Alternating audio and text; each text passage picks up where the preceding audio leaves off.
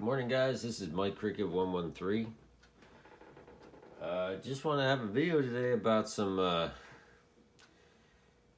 websites for new hams. Websites to have saved in your favorites, perhaps, for new hams. You know, there's a lot of information out there, and it's almost there's a lot of information. There's other people's opinions. As my mother used to say, you're entitled to your own opinion, and you're entitled to my opinion. So here's my opinion on websites to look at, to have in your favorites, especially for new hams or even seasoned hams that are getting back into the hobby again, and they're not sure what's out there. This one right now, and I'll put the links to the websites we look at here. In the down below, but this one right here is called contestcalendar.com. There's a contest on 20 meters apparently right now. It's actually it's right here for voice here, CW and single sideband and digital. Looks like we got yesterday we had a CW contest in North America. This is a worldwide one. But anyway, contestcalendar.com, if I go back one step, you basically has, you have your 8-day calendar, your month, your states for QSO parties, all sorts of stuff, your historical calendar. I usually just look at the 8-day calendar. I just type it into Google, contestcalendar.com, and it brings up all the contests. And that's how I've been able to make... a couple weeks ago, I was able to make some contacts down in Brazil. I was looking on here, I was like, oh wow, there's a contest, and I turned 10 meter on, and there they were. They were calling CQ contests, so that was pretty cool.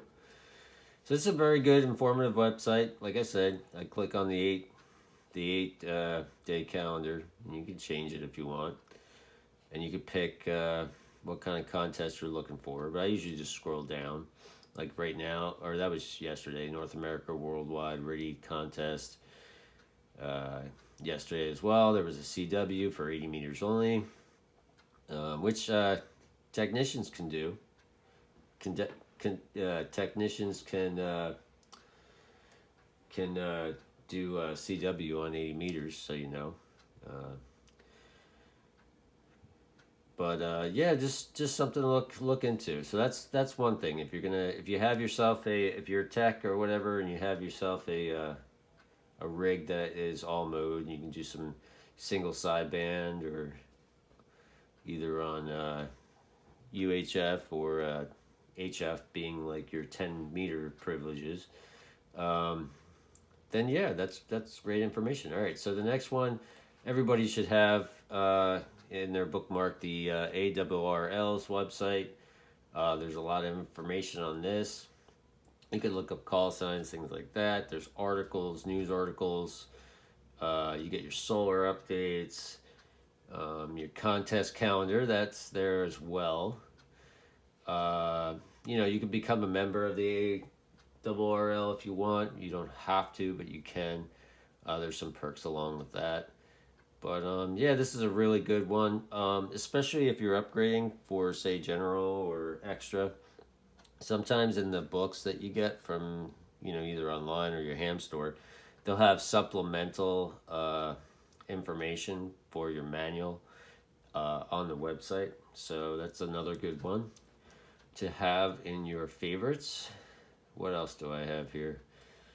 Well, I use Repeater Book. That's what I use when I'm programming. Not so much programming, but if I'm gonna manually program frequencies into the Yaesu or my Anytone or my Baofengs, I'll look through, especially in the shack here. I'll look through different states. If I hear stations coming in the evening or in the day. Or not should I say stations? Well, yeah, stations and on repeaters. I'll try to look them up when I hear the repeater ID or the call sign or whatever, and I'll just see what it is and plug it in manually. So I usually go click here for the North American repeaters. Obviously, there's North America. You pick what state you're in, and then it will pull up. Let's do Texas here. It will pull up, you know, whether you want to search all your meters here, your 10, your 6, anything that would be a repeater. All-Star, Wires X, Link, D-Star, wide area coverage, and it goes into towns or close, you know, what route you're near, or whatever route. Yeah, sorry. Bee Cave. That's a place. Bee Cave, Texas. Anybody there? Hit me a shout in the comments. That's pretty cool. Anyway, so that's a really good thing. Let's see here. We're just gonna hit the 2 meter. See what it pulls up. Don't mind me. I got too many things open right now. There we go. Okay.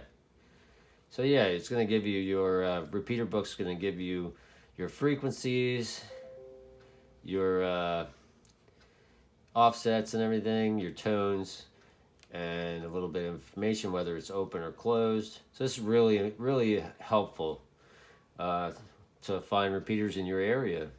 Even has a section for GMRS, which is pretty cool if you're into GMRS and you have your license for that. So that's a cool one. That's a really cool one. All right. What else do we have here?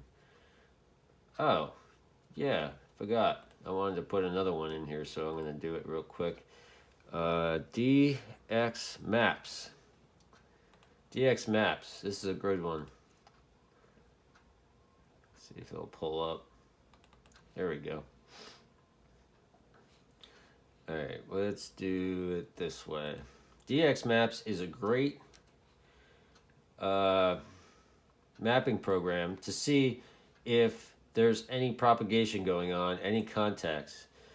It gives you a map of the world. You don't have to be in the United States or surrounding area, but it gives you a map of the world, and then it'll see all the propagation that's going on. This one, apparently, the red one there is sporadic E. Not so much going on with 10 meter. Let's see what's on 20. Oh my, look at that. So dxmaps.com. That's not all the contacts going on right now, but you can see that that contest that's going on right now. People are making contacts over in Europe, which is pretty cool. This is on 20 meters. It's showing. I heard 17 was open up a little bit. See, look at that. There's 17 meters. So you can click through here. This is for your HF area. So, you know, you start at 10, you go up to 220 or 2200, whatever meters. But anyway, you can just click on that. Let's see here. Let's try 15. See if there's anybody on there. Oh yeah. See? Today's the day for DXing right now. And so it kind of gives you a general idea if people are, you know, out there talking. Now there's also a list, which I use quite frequently. And this is going to give you the frequency, the person-to-person contact. Now it's in kilometers, but I got to figure out how to change that. It really doesn't matter to me in that respect. But what I usually look for is how the contact's being made. There's FT8, CW, CW, mostly on 15 meters it's CW or FT8. But if we go to 20 meters, let's see what the list says. This is a lot of CW. Sometimes you'll see, probably because of the contest that was going on. Let's see, 10 meters, FT8. But you get the idea. Usually they'll say if there was single sideband, WSPR. If there was any sideband contacts, they'll be on this as well, along with the frequencies, so you can kind of dial into those frequencies. All right, so that's cool for DXing. And that's, like I said, this also has, here we go. This also has VHF and up. So I use this as well. Seeing I have a 6 meter antenna, you got your single sideband right here. This is what I was talking about. And that's today, actually. So at 51:45. That's pretty cool. So anyway, so that's that one. That's a really good one right there. Another one to have. Let's see. For propagation, This is aprs dot menolink.org. It's MENNOLINK.org. This will give you basically it's a packet information for propagation, like from station to station where people are making contacts, and it's all color coded throughout the country here. We go back to Texas here. See how this is in the orange? The orange, you see some yellow over here, a little bit of green. People use this for 2-meter propagation. If you start hearing stations coming in on your machine that are too far away or another state, then you know there's some tropoducting going on, and you're getting some UHF or VHF propagation going on. Look at all this. So that's pretty cool right now. So I might be able to hear stations in Jersey, or I might be able to hit Jersey repeaters. So this is a really good one to have, and to see what's going on. Along with that one, let's see if I can find it here. This is the tropospheric ducting forecast. This is a great website as well. As you can see, this is November 6th, so I'm going to click on that until we get to the date. So you're going to come up with this one map here, and you can fix it for your area. That's Friday, Saturday. All right, this explains what we were seeing with that orange, okay? You see over here in Jersey, and then it looks like into the ocean, there's Manhattan right there, island. This is the warm air. This is the warm air that is allowing for propagation to happen. So, like I said, this is near Manhattan Island here. So imagine Z100 up in New York City. You might be able to hear it down in the Philadelphia or maybe the Allentown area, just because of what's going on here with the pressures and whatnot. So you can click on this and get the forecast. Looks like this is into Saturday still. Looks like we're going to have a great time here. We might be able to get on 2-meter 146/520, make some long distance contacts. That's just really cool. That's in the Sunday. And then you got the past week maps, and it gives you a little. This is produced by Canada, so that's pretty cool. And it gives you a little chart and how strong, intensity, very strong in the orange, dark orange. So yeah, that's a good website to have. I know it's a long video, but I just wanted to give you these cool websites to check out. What else we got here? Obviously, your QRZ page. Sign up for that. Get yourself a page. You can log your contacts and whatnot. Also gives you the solar data right now, which is cool. And there's forums and there's news. There's resources and what else you got? There's also a place where they the swap shop, basically, where people are selling rigs or looking for rigs or antennas or whatever. That's a really good one. So QRZ.com, that's a great one. When the weather gets crazy, check out this one. It's lightningmaps.org. And so you would be able to see, let's see here, I got the radar portion on as well. But this gives you basically just a couple second or less delay of lightning strikes in your area. So looks like we got some snow. What is going on here? Look at the radar, and so maybe, I don't know, maybe we do. I thought it was pretty warm. Aha! Lightning. There we go. So over the Louisiana area, you see, all right, let's zoom in a little bit more. All right, you see these circles? These circles, yeah, these dots here. These are recent strikes, and the wave around it is the residual electric charge that's radiating from said strike. And this one's over the water, but this will give you the updates. And now these are the other ones that were struck, in the area. So this is a really good thing. This is you could put North America, Oceania, Europe, continent, or whatever on there. Obviously, I live in the 48, so that's what I have it on. And this is really important, especially if you're home and you don't know a storm's coming. You're not on AM. Oh, by the way, when you're on AM, you can hear the lightning crashes. So, which is kind of nice because you could hear it before the storm even gets to you. But yeah, that's a really good resource right there, and fun to play with. You know, you don't need to be a ham to enjoy that one. What else we got here? Oh yeah, you got your amateur radio repeaters by state. You know, you can plug in what you want and click a state, and it will show you. It will show you all the repeaters in your area. You could just pick one. We're gonna keep that on Alabama. Hit submit, and pray this works. There we go. And this will show you where all the repeaters are. So say you live in Columbus and you're trying to figure out which one would be good for you. You could actually zoom in and might get a little more. Nope. So you might be able to get to Hamilton, or maybe you're trying to go over to Birmingham or whatever. I don't know. But it'll tell you where the repeaters are. So that's a really cool one there as well. What else do we have here? I did that one. Repeater book. Yeah. Don't mind me. Oh, your ham exam. Hamexam.org.